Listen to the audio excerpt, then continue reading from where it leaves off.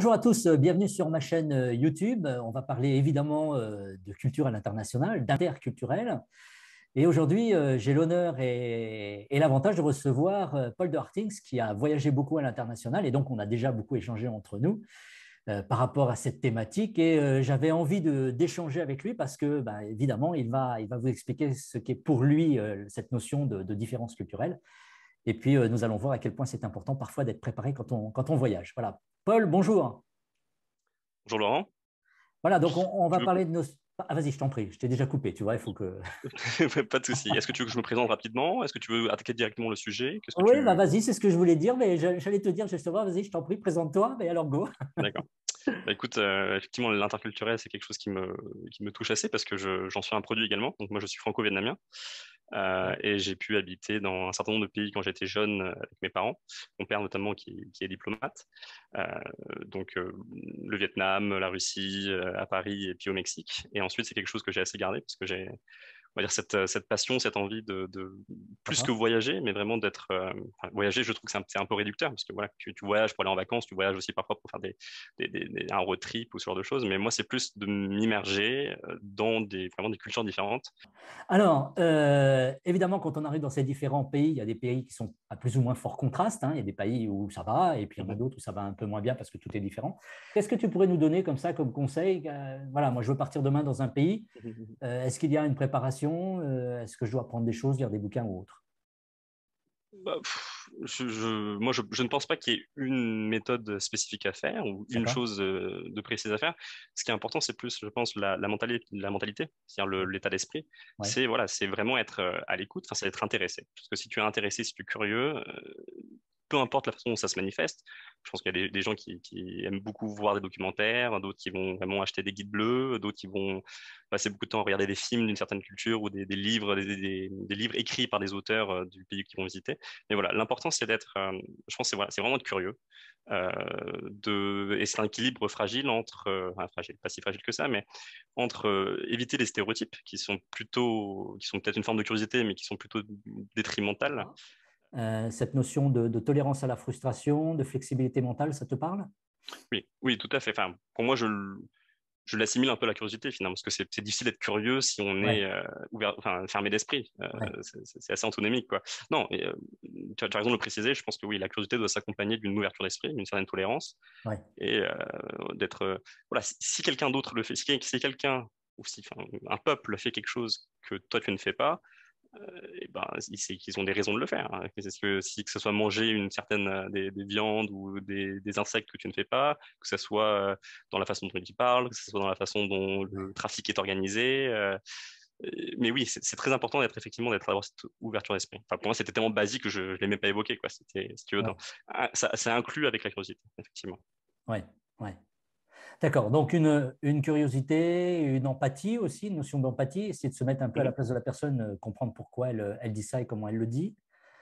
Est-ce qu'il y a des pays qui sont plus fatigants que d'autres parce que justement, il y a tellement de choses différentes que ben, parfois on est fatigué quand on a envie de rentrer ou pas? Bah, oui, les pays qui sont forcément les pays qui sont les plus éloignés de ce que toi tu connais. Donc forcément, si tu es français, les pays qui ont un modèle et une culture dans tous les sens du terme, les plus éloignés de la France vont être très fatigants. Mais je connais un Indien par exemple qui est un ami très proche qui m'a dit, qui était allé en France pour la première fois, qui m'a dit que c'était fatigant parce que tout était tellement bien rangé, bien cadré, bien ordonné qu'il n'y avait pas la place à l'erreur, quoi.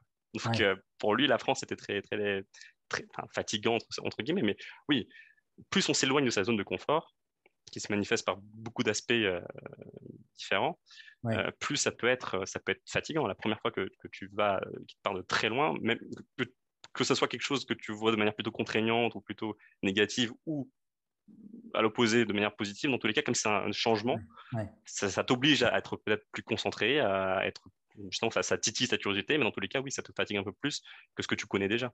Hum, hum. Je crois que ce qui est important quand tu voyages comme ça, c'est cette notion de ne pas croire que tes valeurs sont universelles, justement de ne pas croire que c'est ta vérité, c'est la bonne. Mhm. Il y a de multiples vérités et ça, c'est parfois difficile à accepter, hein. Oui, mais nous, en France, on fait comme ça. Oui, mais nous, c'est comme ça. Je pense à la gastronomie notamment, entre autres, on croit que Mhm. la gastronomie est la meilleure du monde. Et puis finalement, tu parlais des Indiens tout à l'heure. Les Indiens ont beaucoup de mal à manger notre cuisine française parce qu'ils la trouvent très fade. Bien sûr, elle est très fade. Elle Elle est est très très fade. fade. Et toi, en tant que Vietnamien, ou d'origine tout du moins, par ta Mhm. famille vietnamienne, tu sais de quoi je parle. Voilà. Alors, Effectivement. donc, je veux partir. On a parlé de curiosité, d'ouverture, de flexibilité mentale, d'empathie culturelle, de tolérance à la frustration. On était obligé ou non de lire des bouquins avant de partir. Ça, tu m'as dit non, pas forcément. Euh, donc, finalement, ben, on y va la fleur au fusil et puis on voit comment ça se passe. Donc on est sur un système expérientiel et forcément expérientiel. C'est-à-dire qu'il faut arriver dans le pays, il faut vivre, vraiment vivre pour le comprendre et l'accepter tel quel. Non plus. En fait, moi, ce que je dis plutôt, c'est que tout est possible tant que le socle, le fondement est là. Et le fondement, c'est vraiment d'être curieux Ouais, et, comme tu l'as rajouté, d'être ouvert d'esprit, de manière très, très simpliste. ouais, Ou, moi, quelque chose que je trouve très, très bien, peut-être, mais c'est vrai que c'est un investissement également en temps, c'est t'immerger, t'imprégner de la culture locale et surtout des artefacts culturels de la culture. hmm, Typiquement, si on parle encore de l'Inde, si tu vas en Inde, regarde un film, regarde des films de Bollywood qui vont te donner une certaine vision de ce qu'est l'Inde. Écoute de la musique indienne, lis des auteurs indiens. Et c'est vrai pour tous les pays où tu peux aller. Si ouais, tu ouais, vas, enfin, l'Amérique, globalement, la culture américaine est omniprésente dans le monde et particulièrement en France, je dirais.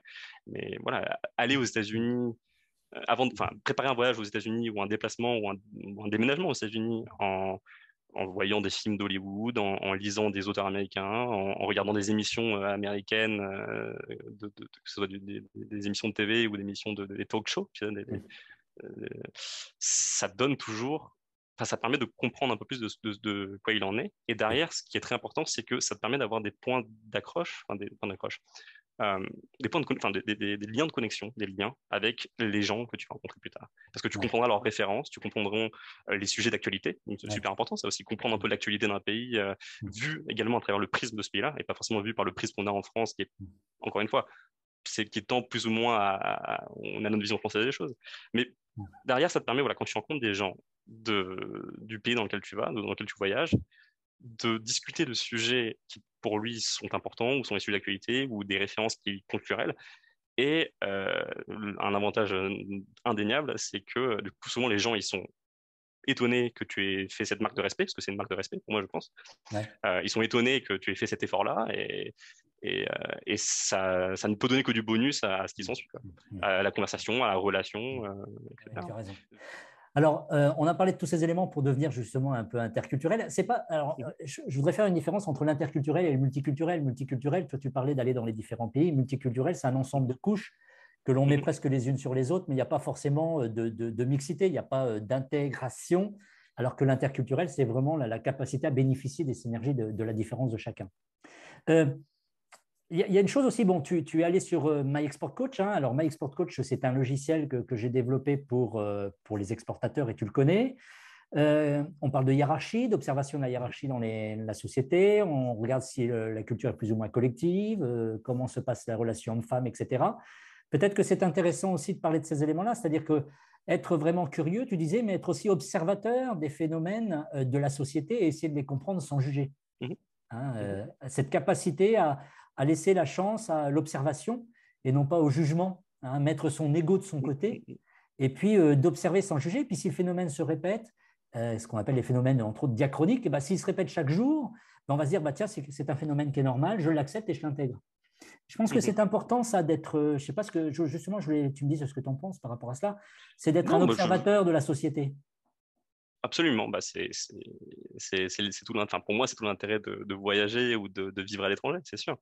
Non, c'est important comme tu dis, c'est important d'observer sans juger. Ce qui ne veut pas Ouais, dire derrière que on a tous nos valeurs et c'est pas non plus une question de enfin si remettre en question ses valeurs, mais voilà, ouais, tu peux te dire que objectivement, enfin, c'est pas objectif, c'est subjectif. Moi, subjectivement, après avoir vécu dans un certain nombre d'endroits, il y a des choses que j'ai pris d'ailleurs, et il y a des choses que finalement, après avoir considéré et après avoir voilà, observé sans jugement derrière, je me suis dit, bon, bah, finalement, je préfère la façon dont les choses sont faites en France en ou France. ici ou là-bas, etc. Et Ouais, c'est ça l'intérêt derrière, c'est que tu parlais de synergie et je pense que ça s'applique à différents niveaux, mais si tu vis à l'étranger et que tu vis vraiment de manière voilà, ouverte, curieuse et à l'écoute et observatrice, Mm. tu peux te constituer un peu un espèce de répertoire, de toolbox, de boîte à outils où tu implémentes des choses, enfin tu piques des choses que tu trouves très bien ici, là et là-bas, Mm. et tu les implémentes, enfin tu les mets en place dans ta vie de tous les jours. Mm. Et c'est ça qui Mm. est cool, ça, je Ouais, trouve. ouais. Finalement, tu ouvres ton champ de réflexion et tu deviens plus ouvert, tu comprends d'autres choses. Et finalement, tu piques, comme tu disais, à gauche, à droite, tu Mhm. construis une culture hybride qui n'est pas Bien la sûr, bah culture voilà, vietnamienne quand tu es au absolument. Vietnam, mais qui est, voilà, c'est ça, hein, c'est ce que tu veux dire, c'est une forme de Oui, bah, culture hybride. aujourd'hui, moi, enfin, je suis forcément un peu français aussi, Ouais. parce que bon, bah, je suis de nationalité française et j'ai habité en France et je suis allé à l'école française, voilà. Mais je suis tout aussi vietnamien et derrière, je suis aussi bah, quelque part un peu indien, parce que j'ai passé quand même 2 ans et demi de ma vie, ça, c'est Ouais. presque 10% de ma vie, tu vois. Oui, à 28 ans. Je suis un peu mexicain parce que j'ai passé pas mal de temps là-bas, des années Ouais. très formatrices. Enfin, en fait, l'identité. Alors là, on peut partir très loin sur les questions d'identité, mais l'identité est toujours multiple. Et même d'ailleurs, quand tu parles à un Français, entre guillemets, franco-français, qui a toujours été en France, bah, est-ce que c'est un Français ou est-ce que c'est un Parisien ou est-ce que c'est quelqu'un qui vient du 9e arrondissement? Voilà, l'identité, c'est une question qui est toujours très intéressante. Et justement, voilà, le fait de pouvoir voyager, l'important, c'est de garder un état d'ouverture d'esprit. Mm. Tu n'aimeras pas tout. Voilà, je pense que il y a beaucoup de choses que tu n'aimeras pas. Mais pour moi, personnellement, c'est important d'essayer, en tout cas, de se dire, ah oui, pourquoi pas, de le considérer sans a priori et sans jugement antérieur. Et puis Oui, ensuite, voir ce que ça en est. Et ça donne lieu à des belles surprises. Parce oui. que tu te dirais parfois, ah oui, c'est tellement loin de ce que je connais, de ma culture, de notre façon de faire, notre façon de voir les choses. Mais comment est-ce que ça peut être bien? Et en fait, tu t'expérimentes, voilà, tu sors de ta zone de confort. Tu te rends compte que c'est cool, c'est vachement bien, quoi. Oui. Et c'est surprenant et justement, c'est riche souvent, hein. C'est ça. C'est riche. C'est un beau terme que tu utilisé, ça donne lieu à une hybridation des choses. Et Ouais. c'est beau. Donc finalement, devenir interculturel, c'est conserver son caractère, on ne va pas changer, on est tel quel, conserver ses valeurs, Mhm. mais c'est être en capacité aussi d'être ouvert aux autres et puis de se construire un système de réflexion hybride et puis de devenir terrien et non plus que vietnamien, que français. Voilà, oui, en quelque sorte. Qu'est-ce qu'on pourrait dire d'autre sur la notion d'interculturel éviter le copier-coller, évidemment, hein, le copier-coller à la française, hein, quand on se retrouve dans un pays en tant qu'expatrié, moi je l'ai vu assez souvent ça, Mhm. les processus de management, les processus de motivation, la notion de feedback, tout ça c'est différent, donc attention à cette notion de copier-coller qui ne marche pas souvent. Qu'est-ce que tu aurais envie de dire d'autre, toi, sur ces choses-là? Est-ce que tu as des recettes? Comment je pourrais me comporter demain? Je dois aller au Chili. Qu'est-ce que je Mhm. fais? Alors, encore une fois, la recette principale, je reviens toujours à ce principe de base, c'est On va voilà, les goûter. c'est d'écouter, c'est d'avoir du respect, et derrière, ce qui ne veut pas dire tout gober non plus et dire ah bon, Ouais. forcément ce que je fais c'est pas bien. Voilà, il y a des choses qu'on fait en France qui sont très très bien, et enfin, tout dépend encore une fois de comment tu les mesures et sous quel Mm, prisme tu le regardes. mm, mm. Mais il faut aussi être conscient soit peut-être en discutant avec des gens qui y sont allés ou des Chiliens Mm, préalablement mm, et en le voyant ensuite. Mais voilà, il y a des choses que je pense que toute culture fait très bien et des choses que toute culture le fait, ou en mm. tout cas, culture, c'est grand, mais on va dire système de travail, des environnements de travail, voilà, des choses qui sont à apprendre, des choses qui sont pas à apprendre. Et Ouais, parfois, c'est pas aussi ouais, manichéen non plus, c'est pas aussi noir et blanc. Euh, ouais. moi, en Inde, je travaillais donc dans le secteur aéronautique, donc dans la production manufacturière, si tu veux. Mm, Et je, certains de mes collègues qui connaissaient très bien le secteur, voilà, ont toujours été impressionnés par la capacité, par exemple, des Indiens et leur enthousiasme à s'embarquer sur de nouveaux projets, mm. euh, particulièrement des projets de production. Donc, on parle de, voilà, même de production aéronautique, ce qui est même des processus qui sont très longs, qui sont souvent assez chers, avec une grosse exigence en qualité. Et les, les Français que je côtoyais, mes collègues français, étaient toujours très impressionné par cet enthousiasme, par cette souplesse des Indiens en général Mm, à s'embarquer sur de nouveaux projets là. mm. Comparé à, par exemple, à des Allemands qui étaient beaucoup plus réticents, prudents, faisaient beaucoup d'analyses, de risques-bénéfices et autres avant de faire Mm, de changer quoi que ce mm, soit, ce qui était déjà fait et en série.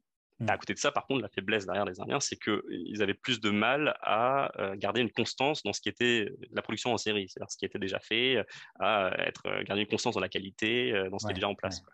ouais, Donc ouais. voilà, encore une fois, l'important, c'est pouvoir d'être ouvert, de se dire que déjà c'est parce que nous sommes où on est, nous sommes qui nous sommes, que nous sommes meilleurs, certainement pas, et de voir qu'est-ce qu'on peut prendre, qu'est-ce qui est meilleur, qu'est-ce que les gens font très bien ici, qu'est-ce que les gens font moins bien ici, et jouer sur ces leviers-là, se concentrer sur ce qui est mieux et ce qui va ajouter de la valeur, et essayer de minimiser l'impact de ce qui est moins bien. Un autre élément qu'on n'a pas évoqué, c'est le fait de partir dans un autre pays comme ça en couple. Où là, généralement, bon, dans les expatriations, c'est beaucoup monsieur qui s'en va dans 99% des cas, 98% des cas, et c'est madame qui suit. Et de bien prendre en compte madame qui va se retrouver en frontal face à la culture, alors que monsieur, lui, sera peut-être en train de parler anglais dans son bureau avec différents partenaires étrangers, et que madame va être dans la ville en train d'échanger avec les locaux. Et donc, cette notion d'aller dans un autre pays et d'être ouvert, quand on part en couple, il faut bien faire attention aussi de prendre en compte le couple lui-même dans sa globalité, dans sa totalité, afin que tout le monde y trouve son compte aussi. Hein. Ouais. Je suis d'accord avec toi. C'est quelque chose alors que j'ai moins vécu moi, parce que j'ai rarement été amené à partir en couple dans les nouveaux pays, mais je l'ai vu de manière plus ou moins indirecte, enfin plus ou moins directe, plus ou moins indirectement. Tout à fait. Très bien, Paul. Eh bien, avons-nous fait le tour? Tu penses qu'on a fait le tour à peu près? Je pense que ça, c'est un sujet sur lequel on a beaucoup de mal à faire le tour. Tu sais, mais qu'est-ce que le culturel, qu'est-ce que l'interculturel? Mais oui, on l'a labouré. Voilà, d'accord, très bien. Eh bien, merci pour cet échange. Paul, je te souhaite une bonne continuation. Et puis, à très bientôt. Si vous avez aimé cette vidéo, n'oubliez pas de liker cette vidéo. Et puis, je vous dis à une prochaine fois dans une autre vidéo, soit avec Paul, soit avec d'autres acteurs de l'international. Et je vous dis à très bientôt. Salut Paul, merci beaucoup en tout cas. Merci beaucoup Laurent. Au revoir.